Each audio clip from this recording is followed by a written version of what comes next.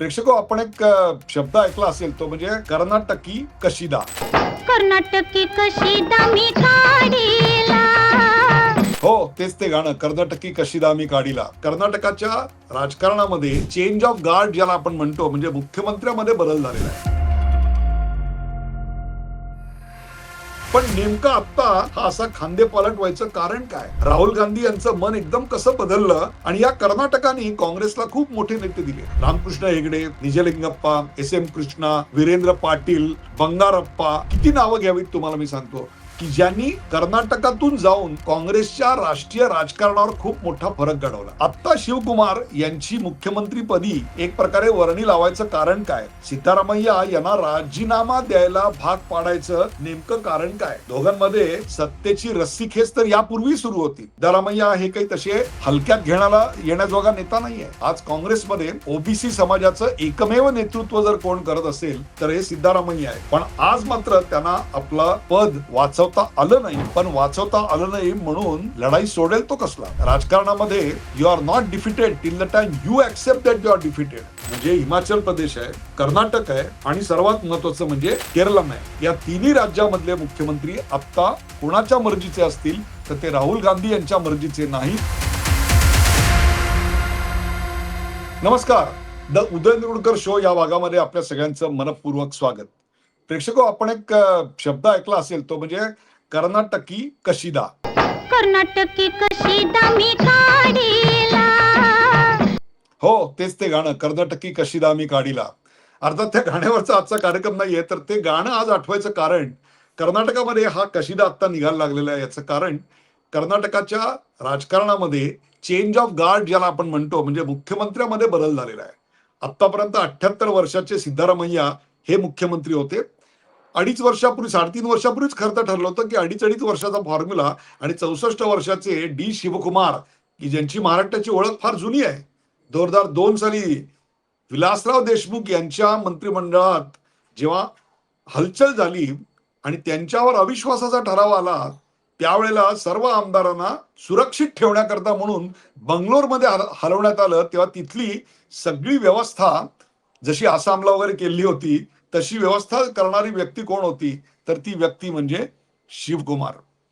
2006 किंवा 7, मला नेमकं साल आठवत नाहीये, पण गुजरातमध्ये अशीच परिस्थिती आली होती. तेव्हाही त्या आमदारांची अशीच व्यवस्था ही कर्नाटकामध्ये चोख बजावणारे शिवकुमार हे एक प्रकारे जन्मतः आणि विचारांनी पूर्णपणे काँग्रेसमध्ये आहेत. आतापर्यंत त्यांनी काँग्रेस व्यतिरिक्त दुसऱ्या कुठल्याही पक्षात कधी प्रवेश केलेला नाही.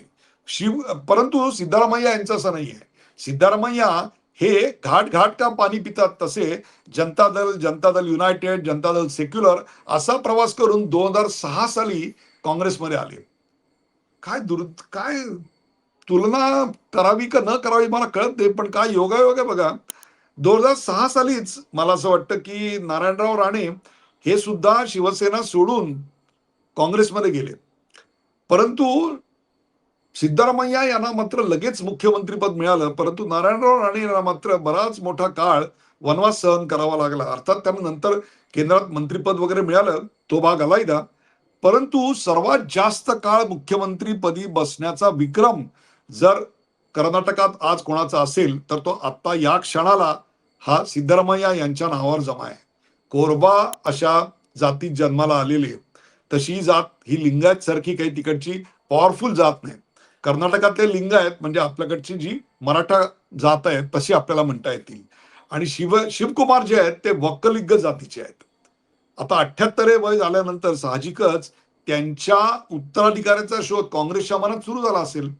आणि अर्थात तो सुरू झाला असला तरी अशा ओबीसी नेत्याला हात लावायची धमक, क्षमता आणि इच्छा काँग्रेसच्या नेतृत्वात म्हणजे राहुल गांधी यांच्यामध्ये नव्हती. परंतु आपल्याला दिलेलं आश्वासन जर आता तुम्ही पूर्ण केलं नाहीत तर 2 वर्षानंतर 28 साली येणाऱ्या कर्नाटकाच्या निवडणुकीत मला परफॉर्म करता येणार नाही. आणि सर्वात महत्वाचं म्हणजे मला जे आश्वासन दिलं होतं त्या आश्वासनाचं काय, असा प्रश्न राहुल गांधी यांच्या समोर शिवकुमार गेले वर्षभर विचारत होते.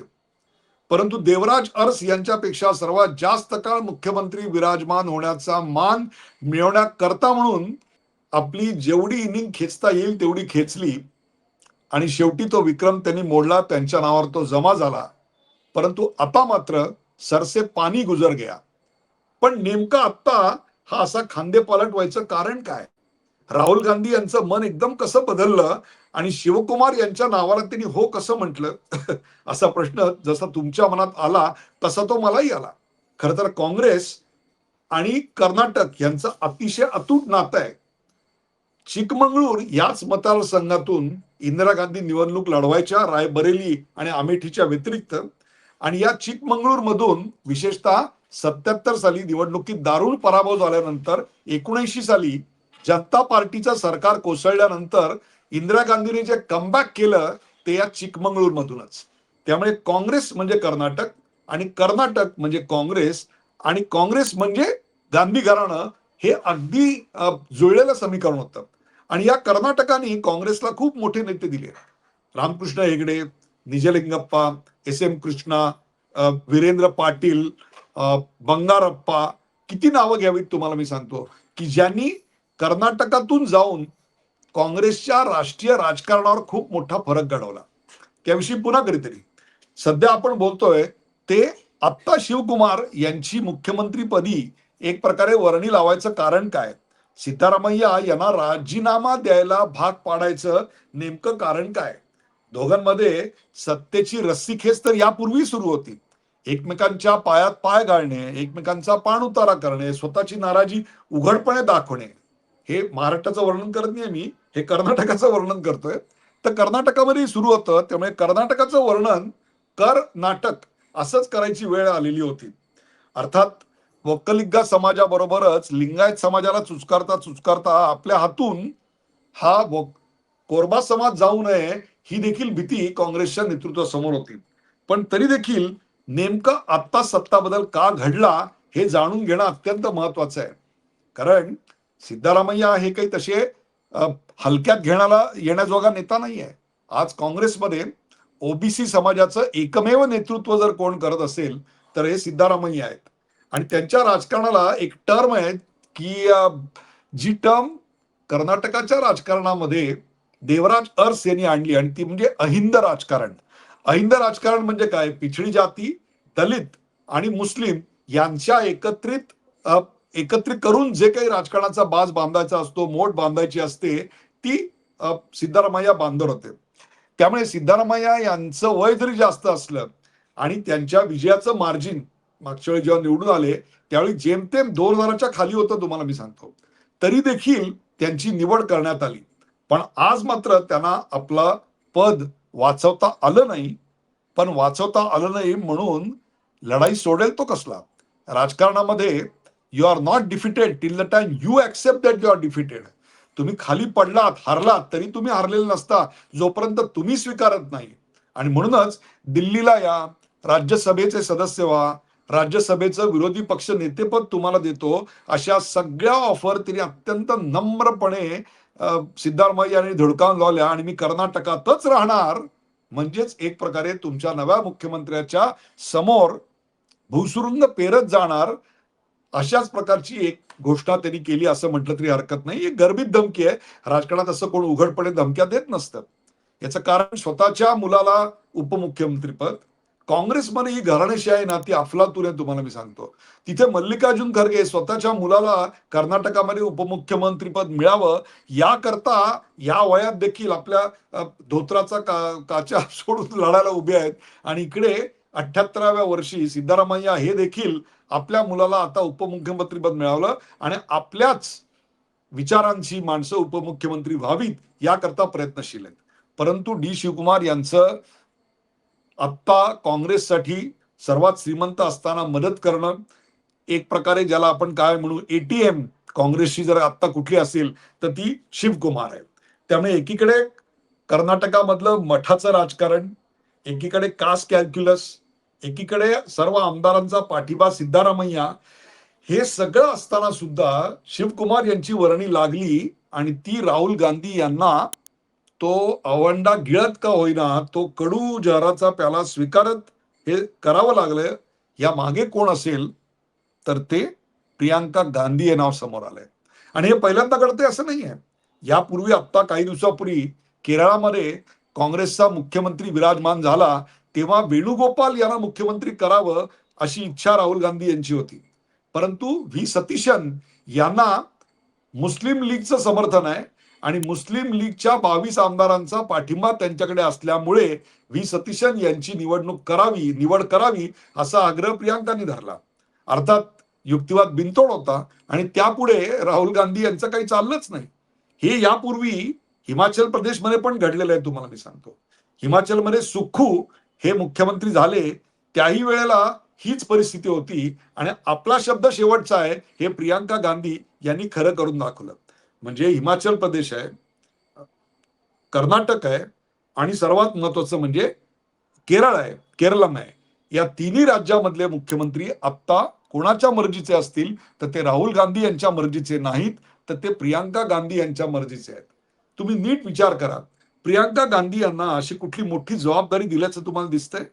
परंतु भाषण संसदेतली विरोधी पक्षातून कोणाची तुमच्या लक्षात राहत असतील तर ती प्रियांका गांधी यांची आहे.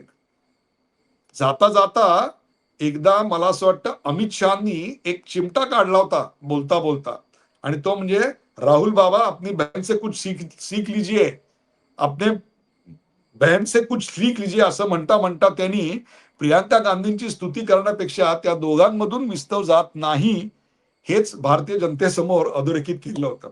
अर्थात तो मुद्दा वेगळा आहे, त्याच्याविषयी पुन्हा कधीतरी आपण बोलूया. परंतु आज तरी डी शिवकुमार यांची निवड केल्यानंतर असा एक मेसेज सिद्धारामय्यांच्या जाण्यातनं गेलेला आहे आणि तो म्हणजे ओबीसीचे मसिहार ही जे काँग्रेस स्वतःला प्रोजेक्ट करायला बघत होतं, विशेषतः राहुल गांधी, ती काही त्यांची आता इमेज राहिलेली नाहीये. दुसरी गोष्ट, वेणुगोपाल काय, सुख्खू काय किंवा इथे सिद्धारामय्या काय, यांना मुख्यमंत्रीपदी विराजमान करताना राहुल गांधी यांचं काहीही चाललेलं नाही हे देखील पुन्हा अधोरेखित झालं. त्यामुळे राहुल गांधी यांचं पक्षातलंच नेतृत्व आता जास्तीत जास्त प्रश्नचिन्हांकित होत आहे. तसं ते आता पहिल्यांदा होते असं नाही. यापूर्वी पक्षाच्या बाहेरून ममता बॅनर्जी आणि शरद पवार यांनी देखील त्यांच्या एकूणच कारभाराबद्दल काही टीका टिप्पण्या केलेल्या होत्या. त्यामुळे त्यांच्याकडे विरोधी पक्षाचं नेतेपद आलं ते केवळ संख्यामुळे, परंतु आता सुद्धा त्यांना विरोधी पक्षाचा नेते म्हणून कोणताही विरोधी पक्ष मान देतोय असं आपल्याला दिसणार नाही. हे झालं काँग्रेस बाहेरचं.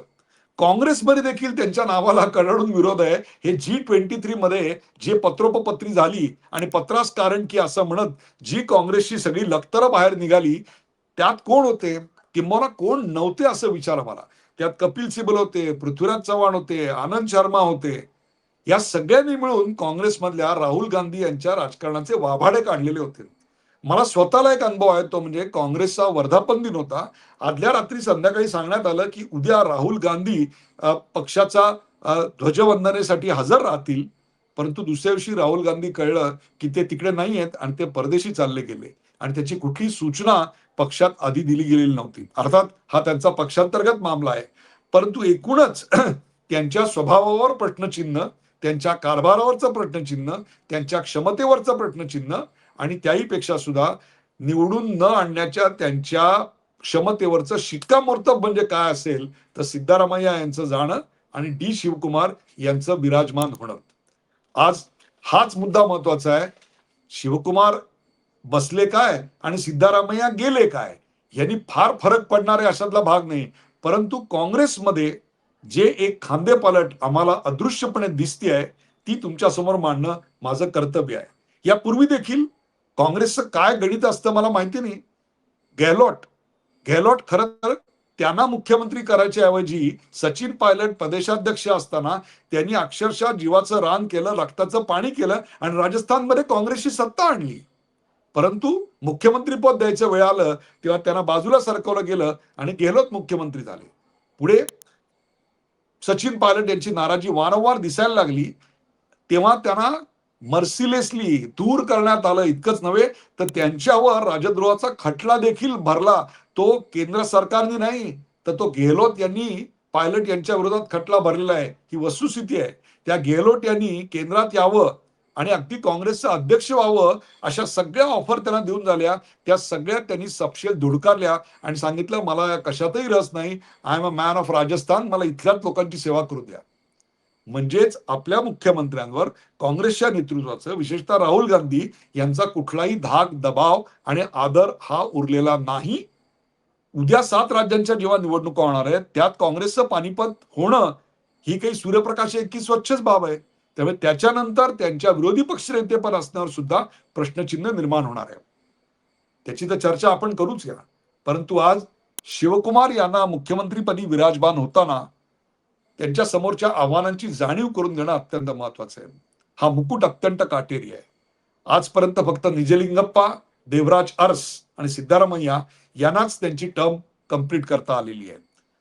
आज कर्नाटकामध्ये इतक्या वेळा सत्ता बदल झालाय की तितक्या वेळाचा सत्ता बदल हा उत्तरेतल्या एखाद्या आयाराम गयारामच्या राजकारणात देखील झालेला नाही. आणि हे काँग्रेसमध्ये घडले असे नाही.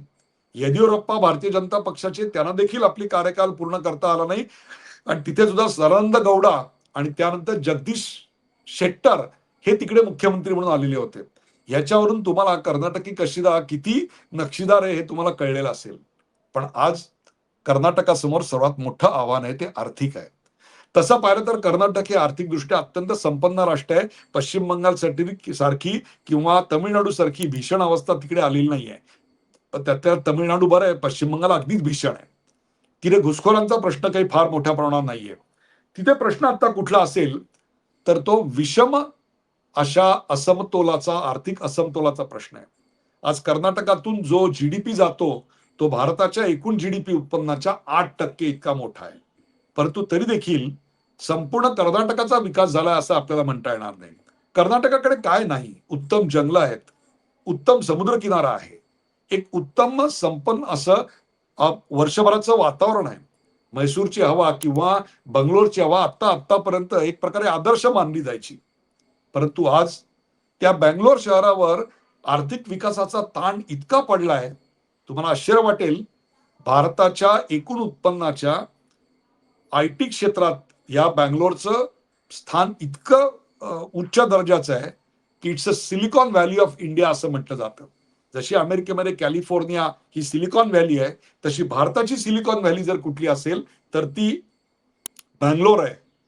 म्हणून तर अमेरिकेमध्ये जी जॉब्स गेले आणि ते job IT enabled services call सेंटरच्या माध्यमातून बँगलोरमध्ये चालू झाले, तेव्हा अमेरिकेत टी शर्ट करून वाटले गेले होते आणि त्याच्यावर लिहिलेलं होतं माय जॉब इज बँगलोर. परंतु आज एआय मुळे ते सुद्धा जॉब्स झपाट्यानं कमी व्हायला लागलेत.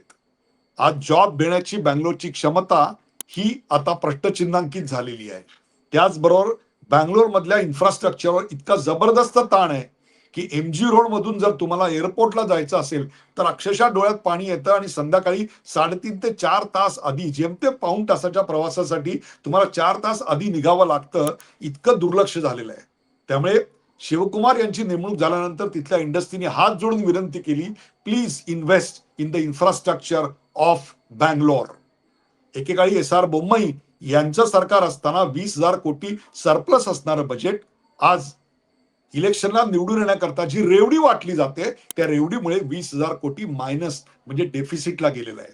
आणि विकास झाला आहे कर्नाटकाचा. आज Karnataka is the 3rd largest contributor to the GDP of India.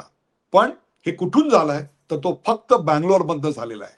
तुमच्या माहितीसाठी गौरवाची एक गोष्ट सांगतो, अख्ख्या सिलिकॉन व्हॅलीचा जेवढा सॉफ्टवेअर एक्सपोर्ट आहे ना, त्यापेक्षा जास्त सॉफ्टवेअर एक्सपोर्ट हा एकट्या बँगलोरचा झालेला आहे.